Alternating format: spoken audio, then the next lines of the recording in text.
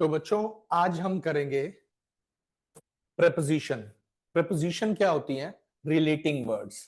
What is relating word? क्या होते हैं? चलिए इसके बारे में पढ़ते हैं, देखते हैं। अ वर्ड विच रिलेट्स, जो रिलेट करता है किसको?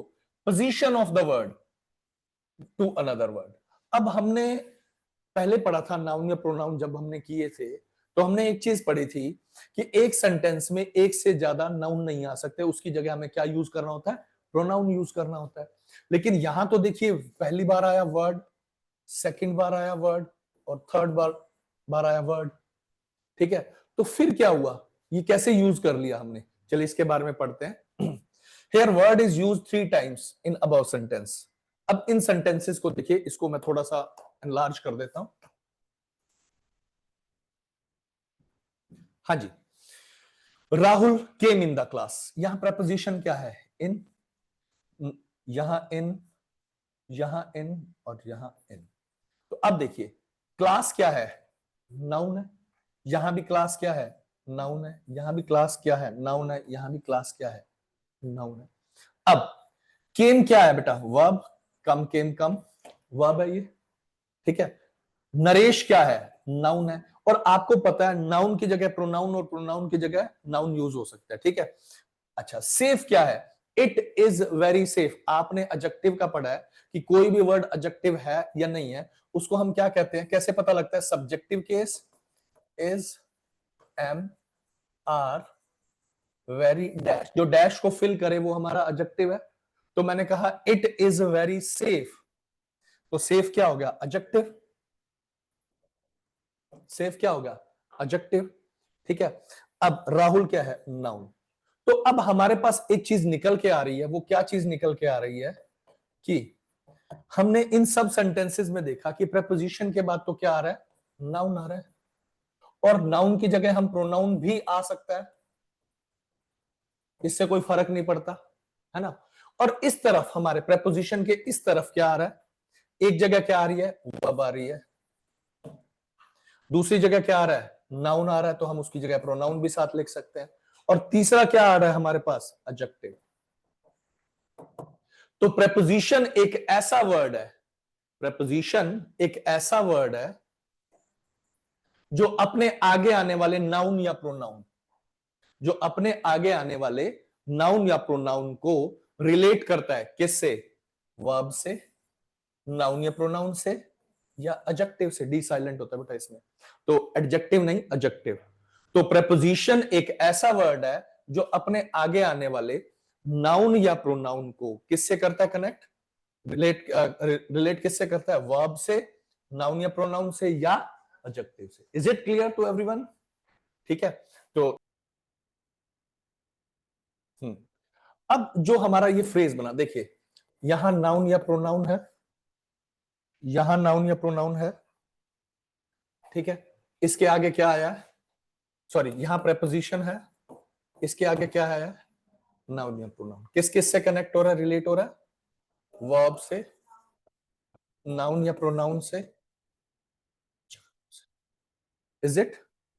ठीक है। तो अब जो ये बन रहा है फ्रेज, ये फ्रेज बन रहा है, ये फ्रेज क्या बन रहा है? प्रेपोजिशन प्लस नाउन या प्रोनाउन। प्रेपोजिशन प्लस नाउन या प्रोनाउन। जो ये फ्रेज बन रहा है हमारे पास, ये क्या है हमारे पास? इसको ये दो तरह से बनता है, या तो एडजेक्टिव फ्रेज बनता है, फ्रेज बनता है, या एडवर्ब फ्रेज बनता है। क्या बनता है? या एडजेक्टिव फ्रेज बनता है या एडवर्ब फ्रेज बनता है। कैसे? देखते हैं। अगर ये पूरा फ्रेज किसको क्वालिफाई करे? वर्ब को, तो ये क्या बन जाएगा? एडवर्ब। वर्ब को क्वालिफाई करने वाला वर्ड क्या कहलाता है? एडवर्ब कहलाता है। तब ये बन जाएगा एडवर्ब। और अगर नाउन या प्रोनाउन को करे तो क्या बन जाएगा? एडजेक्टिव। अगर नाउन या प्रोनाउन को क्वालिफाई करे तो क्या बन जाएगा? एडजेक्टिव। और अगर एडजेक्टिव को क्वालिफाई करे तो क्या बन जाएगा? एडवर्ब। तो हमारे पास ये निकल के आया कि जो हमारा ये फ्रेज बन रहा है प्रेपोजिशन प्लस नाउन या प्रोनाउन, जो हमारा फ्रेज बन रहा है प्रेपोजिशन प्लस नाउन या प्रोनाउन, वो क्या है हमारे पास? अगर वर्ब को, उससे पहले वर्ब आती है, यानी प्रेपोजिशन प्लस नाउन और प्रोनाउन, इससे पहले अगर वर्ब आती है, अगर वर्ब आती है तो ये फ्रेज क्या कहलाएगा? एडवर्ब फ्रेज कहलाएगा। अगर इससे पहले एडजेक्टिव आता है तो भी एडवर्ब फ्रेज कहलाएगा। और अगर इससे पहले हमारे पास क्या आता है? नाउन या प्रोनाउन आता है तो ये क्या कहलाएगा? एडजेक्टिव फ्रेज कहलाएगा। बात समझ आ गई? प्रेपोजिशन प्लस नाउन या प्रोनाउन अगर कहीं भी आपको इकट्ठे दिखेंगे इकट्ठे, तो उससे पहले अगर वर्ब आती है तो ये वाला फ्रेज क्या बन गया? एडवर्ब फ्रेज बन गया। अगर एडजेक्टिव आता है तो भी एडवर्ब फ्रेज बन गया। और अगर इससे पहले नाउन या प्रोनाउन आता है तो ये कौन सा बन गया? Adjective phrase. Is it clear? ठीक है, चलो। तो अब क्या हुआ हमारे पास, थोड़ा सा इसको देखते हैं। अब how to pluralize compound noun. Compound noun को प्लूरल कैसे करें? आपके पास ये आया brother in law, commander in chief, member of parliament, ये आपके पास आ गया। आपने इसको प्लूरल करना है। ठीक है, आपके पास 1-2 मिनट है, इसको आपको प्लूरल करना है और बताना है। देखिए बेटा, कंपाउंड नाउन को, कंपाउंड नाउन क्या होते हैं? जो हमारे इस तरह के वर्ड्स आते हैं कंपाउंड नाउन कहलाते हैं, जिसमें कि क्या है हमारे पास? एक नाउन हो गया, ये नाउन है, ये नाउन है, ठीक है। अब उसके बाद ये हमारे पास प्रेपोजिशन प्लस नाउन जुड़ा हुआ है, प्रेपोजिशन प्लस नाउन जुड़ा हुआ है, ठीक है। अब ध्यान देना बेटा, जब ये प्रेपोजिशन प्लस नाउन जुड़ा हुआ है, ये किसको क्वालिफाई कर रहा है? ब्रदर को। किसको क्वालिफाई कर रहा है? ब्रदर को। तो ब्रदर क्या है? हमारे पास नाउन है, और नाउन को क्वालिफाई करने वाला जो फ्रेज है वो क्या कहलाएगा? Adjective phrase. क्या कहलाएगा? Adjective phrase. तो क्या एडजेक्टिव प्लूरल हो सकता है क्या? नहीं। प्लूरल होने की ताकत तो किसमें है? नाउन और प्रोनाउन। नाउन में है हमारे पास। इसके अलावा तो कोई, हम पेन को पेन्स लिख सकते हैं, ठीक है। क्या एडजेक्टिव ब्यूटीफुल को ब्यूटीफुल्स लिख सकते हैं क्या? स्मार्ट को स्मार्ट्स लिख सकते हैं क्या? नहीं लिख सकते। तो अल्टीमेटली ये क्या है? ये फ्रेज हमारा क्या बना? एडजेक्टिव। क्यों एडजेक्टिव बना? क्योंकि किसको क्वालिफाई कर रहा है? नाउन को कर रहा है। तो अब इसको हम एस और एस लगा नहीं सकते। हमारे पास नाउन क्या है? ब्रदर। तो इसको क्या लिख देंगे? Brothers in law. हर चीज के पीछे लॉजिक है, उसके पीछे का लॉजिक समझो कि हम क्यों करते हैं। आपको कह दिया जाए इसको प्लूरल करना है, आप क्या इसको ऐसे लिख दोगे? नहीं लिख सकते। क्यों नहीं लिख सकते? क्योंकि ये क्या बन रहा है? एडजेक्टिव फ्रेज बन रहा है। अगला, कमांडर इन चीफ, वही कमांडर्स इन चीफ। क्यों? प्रेपोजिशन प्लस नाउन मिलके क्या बन रहे हैं?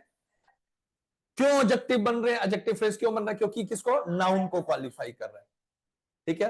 तो member of parliament, members of parliament, same reason. Is it clear now? तो अगर आपको अच्छे से समझना है तो इस चीज को बड़े आराम से समझना होगा आपको, ठीक है। क्लियर है ये कंसेप्ट? क्लियर? आगे चले हम। तो अब हम पढ़ रहे हैं ट्रांजिटिव वर्ब और इनट्रांजिटिव वर्ब। क्या होती है ये ट्रांजिटिव और इनट्रांजिटिव वर्ब, वो देखते हैं। ट्रांजिटिव वर्ब वो होती है जो हमें आंसर दे व्हाट और whom का, यानी नाउन का आंसर दे। सीधी सी बात है, व्हाट हु whom किसका आंसर मिलता था? नाउन का मिलता था, ठीक है। इनट्रांजिटिव होती है जो हमें वेयर, हाउ, व्हेन या ऑब्जेक्ट गिवन ना हो। तो ये किसका था? एडवर्ब का आंसर था। याद है ना? पीछे एडवर्ब किया है तो, या नाउन प्रोनाउन किए हैं तो। देखते हैं। मैंने कहा ही played football. He played what? Football. तो ये क्या हो गई? ट्रांजिटिव। ये वर्ब जो हो गई क्या हो गई? Transitive verb. मैंने कहा ही प्लेड yesterday, किसका आंसर मिल रहा है? जब व्हेन का आंसर मिल रहा है तो क्या हो गई ये? ITV, intransitive. हम कभी रट्टा नहीं लगा सकते कि ये ट्रांजिटिव वर्ब है, ये इंट्रांजिटिव। उसके यूज पे डिपेंड करता है। तो हमें देखना होगा अगर व्हाट और whom का आंसर मिलता है तो वो क्या हो गई? ट्रांजिटिव वर्ब, उससे पहले आने वाली वर्ब। और अगर वेयर, व्हेन, हाउ या ऑब्जेक्ट ही गिवन नहीं होता तो वो क्या होती है? इंट्रांजिटिव वर्ब, ठीक है। अब इस बात का ध्यान रखना कि इंट्रांजिटिव वर्ब के साथ प्रेपोजिशन का यूज होता है। इंट्रांजिटिव वर्ब के साथ प्रेपोजिशन का यूज होता है, और ट्रांजिटिव वर्ब के साथ प्रेपोजिशन का यूज नहीं होता, ठीक है। देखते हैं जरा क्वेश्चंस देखते हैं। ये क्वेश्चन पोज करके आप कर लीजिएगा जो इस वीडियो को देख रहे हैं। देखते हैं जरा। Mohan enjoyed the party. Mohan enjoyed what? The party. तो ये ट्रांजिटिव वर्ब होगी। क्या किसी प्रेपोजिशन की जरूरत है? नहीं। अगला, Mohan enjoyed where in the party. तो ये वेयर क्या हो गया, एडवर्ब हो गया, एडवर्ब भी है ना, क्योंकि वर्ब को क्वालिफाई कर रहा, सीधी सी बात है। लेकिन ये वर्ब कौन सी हो गई, इंट्रांजिटिव, तो हमने इन का यूज किया। Is it clear? ठीक है। Sarika wrote what, a letter. तो अब ये क्या हो गया, ट्रांजिटिव वर्ब, कोई प्रेपोजिशन की जरूरत नहीं है। फिर मैंने कहा Tarun killed with Seema, Tarun killed whom, Seema, whom transitive verb होगी बेटा, तो किसी प्रेपोजिशन की जरूरत है नहीं। तरुण किल्ड सीमा। अब तरुण डाइड, अब ऑब्जेक्ट गिवन ही नहीं है, जब ऑब्जेक्ट गिवन ही नहीं है, डायरेक्ट ऑब्जेक्ट गिवन ही नहीं है, तो इसका मतलब क्या हो गई, इनट्रांजिटिव वर्ब। ठीक है, क्या हो गई है हमारे पास, इनट्रांजिटिव वर्ब, जब हमारे गिवन नहीं है तो। ठीक है, जब गिवन नहीं इनट्रांजिटिव तो प्रेपोजिशन की जरूरत है, तो क्या आ जाएगी, with she. Is it clear? आ गया जी समझ? ठीक है,